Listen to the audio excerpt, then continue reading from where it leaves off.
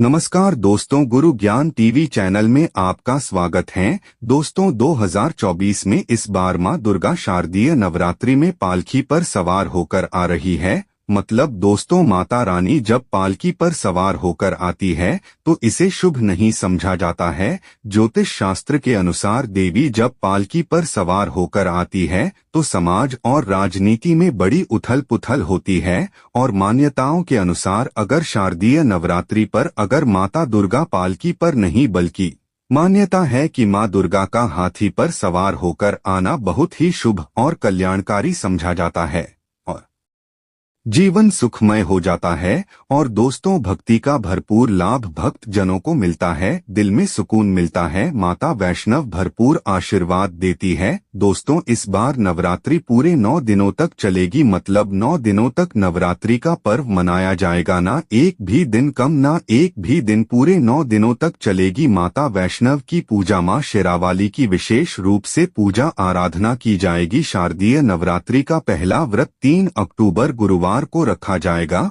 और अंतिम व्रत 11 अक्टूबर बुधवार के दिन रखा जाएगा। और दोस्तों, 11 अक्टूबर को कन्या पूजन किया जाएगा, जो कि इस दिन नवरात्रि समाप्त हो जाएंगे। आपको बता दें, इस बार घट स्थापना का शुभ मुहूर्त सुबह 6:01 से सुबह 7:30 तक रहेगा। घट स्थापना की अवधि 6 मिनट की है। घट स्थापना का अभिजीत मुहूर्त सुबह 11:45 से दोपहर 12:33 तक रहेगा। दोस्तों, चलिए अब जानते हैं नवरात्रि में कौन कौन सी सब्जी नहीं खाना चाहिए और कौन कौन सी सब्जी खाना चाहिए और कौन सा फल खाने से व्रत टूट जाता है। उससे पहले दोस्तों जान लेते हैं शारदीय नवरात्रि क्यों मनाई जाती है। शारदीय नवरात्रि मनाने के पीछे एक पौराणिक कहानी है कि मां दुर्गा ने महिषासुर नामक राक्षस का वध किया था और समझा जाता है कि वहां महिषासुर नाम का एक राक्षस था। उसे भगवान ब्रह्मा ने अमृता का वरदान दिया था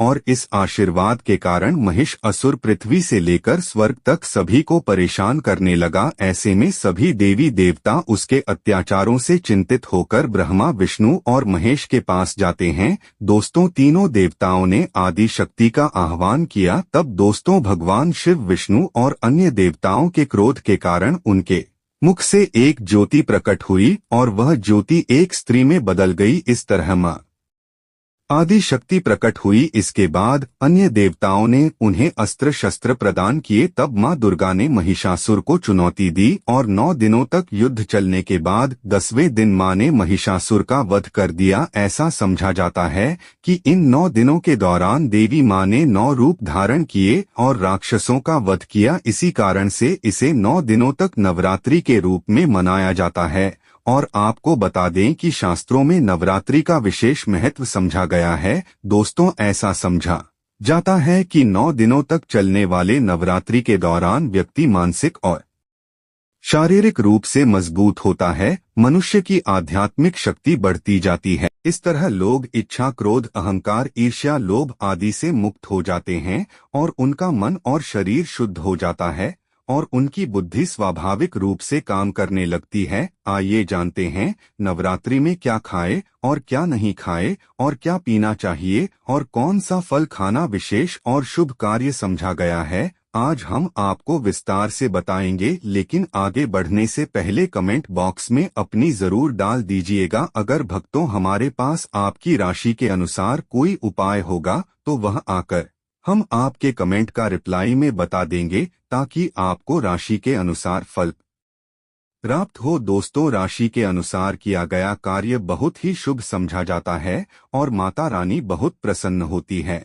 और दोस्तों, आपसे निवेदन है कि कमेंट में माता रानी आपका स्वागत है हमारे घर में जरूर लिखें ताकि माता रानी का आशीर्वाद आपके ऊपर सदा रहे हैं। और वीडियो आपको अच्छी लगे तो सब्सक्राइब, लाइक करना ना भूलें। भक्तों, शास्त्रों के अनुसार बताए गए व्रत चाहे किसी भी तरह के क्यों ना हो, उनसे जुड़े नियम का पालन करना अति आवश्यक समझा जाता है, क्योंकि भक्तों जो मन के मुताबिक किया जाए वह संघर्ष नहीं कहलाता। कहा जाता है कि मनोकामना को पूर्ण करने के लिए थोड़ा सा संघर्ष मतलब की तपस्या तो करनी ही पड़ती है। इसीलिए दोस्तों ऐसी मान्यता है, व्रत को पूर्ण विधि विधान से किया जाना चाहिए, तब आपको व्रत का पूर्ण लाभ फल प्राप्त होता है, अति उत्तम और शीघ्र दीर्घायु वरदान प्राप्त होता है, आपकी सभी मनोकामनाएं शीघ्र माता रानी पूर्ण करती है। ऐसे व्यक्ति को मरने के बाद माता रानी के चरणों में स्थान मिलता है, वह सदैव माँ की सेवा करता है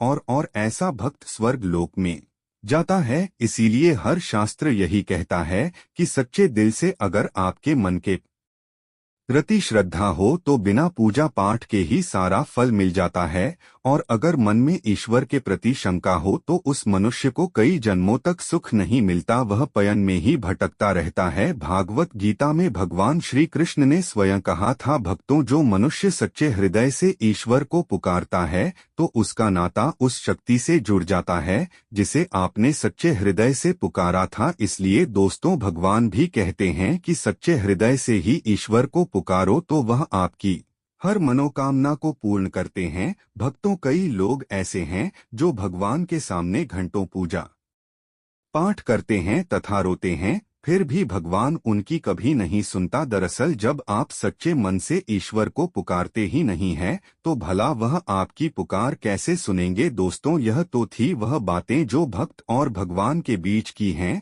अब हम जानते हैं नवरात्रों के दौरान क्या नहीं खाना चाहिए और क्या नहीं पीना चाहिए, और कौन सा फल खाने से व्रत संपूर्ण और सफल हो जाता है। दोस्तों, हमारे चैनल गुरु ज्ञान टीवी को सब्सक्राइब जरूर करें और इस बेल आइकॉन को दबाना ना भूले। तो आइए शुरू करते हैं। दोस्तों, आपको बता दें, भूलकर भी नवरात्रि के दिनों में पानी पूरी कभी मत खाना, क्योंकि इस दिन कभी कभी बीच में शुक्रवार पड़ जाता है और शुक्रवार को मां संतोषी का वास कहा जाता। माता संतोषी खट्टी चीज खाने वाले व्यक्ति से हमेशा क्रोधित रहती है, नाराज रहती है, क्योंकि नवरात्रों में माता संतोषी जागृत अवस्था में हो जाती है। और भक्तों, आपको बता दें कि माता संतोषी की शक्ति नवरात्रों में कई करोड़ गुना बढ़ जाती है, और नवरात्रों में जब शुक्रवार पड़ जाए तो इमली नहीं खाना चाहिए। माता संतोषी रुष्ट हो सकती है, आपको दंड दे सकती है। नींबू नहीं खाना चाहिए। वैसे तो नवरात्र व्रत में नींबू खा लेना चाहिए, पर अगर शुक्रवार हो तो माता संतोषी के क्रोध से बचने के लिए नींबू नहीं खाना है।